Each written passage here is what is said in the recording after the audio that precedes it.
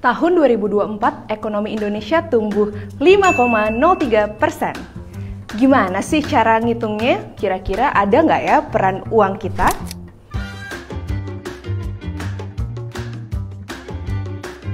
Pertumbuhan ekonomi adalah perubahan nilai produksi barang dan jasa dalam satu periode dibandingkan dengan periode sebelumnya.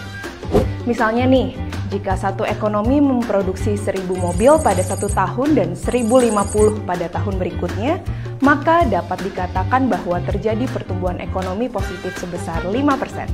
Sebaliknya, jika ekonomi tersebut hanya memproduksi 900 mobil pada tahun berikutnya, maka terjadi pertumbuhan ekonomi negatif sebesar 10%. Singkatnya, perubahan ini dapat dinyatakan dengan rumus berikut. Pertumbuhan ekonomi ini penting karena semakin banyak produksi berarti semakin banyak lapangan pekerjaan yang dihasilkan, semakin tinggi pula pendapatan per kapita penduduknya. Sehingga tingkat kesejahteraan pun diharapkan akan meningkat. Lalu, bagaimana mengukur pertumbuhan ekonomi suatu negara? Tentu saja tidak sesederhana menghitung total produksi mobil seperti contoh tadi.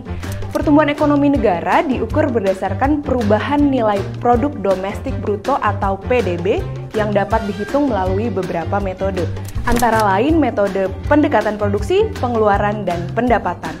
Kali ini kita akan mempelajari perhitungan PDB dengan metode pendekatan pengeluaran, yaitu dengan menjumlahkan konsumsi, investasi, konsumsi pemerintah, dan net ekspor.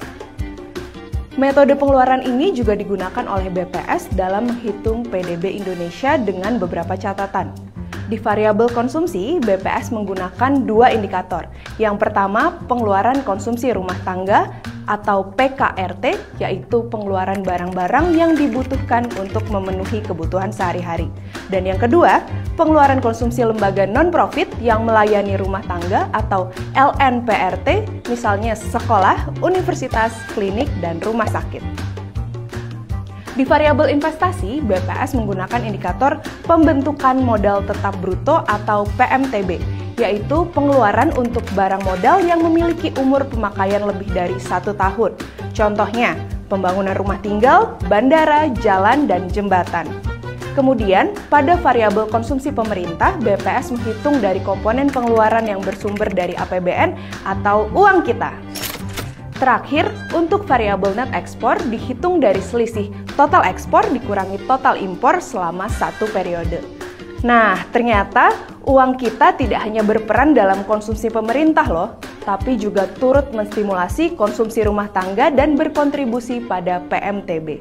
Peran tersebut terwujud melalui dukungan uang kita terhadap program-program pemerintah seperti pelaksanaan pemilu dan pilkada, pembangunan infrastruktur, penyaluran bantuan sosial, dukungan fasilitas kesehatan, pendidikan dan ketahanan pangan, hingga subsidi dan kompensasi.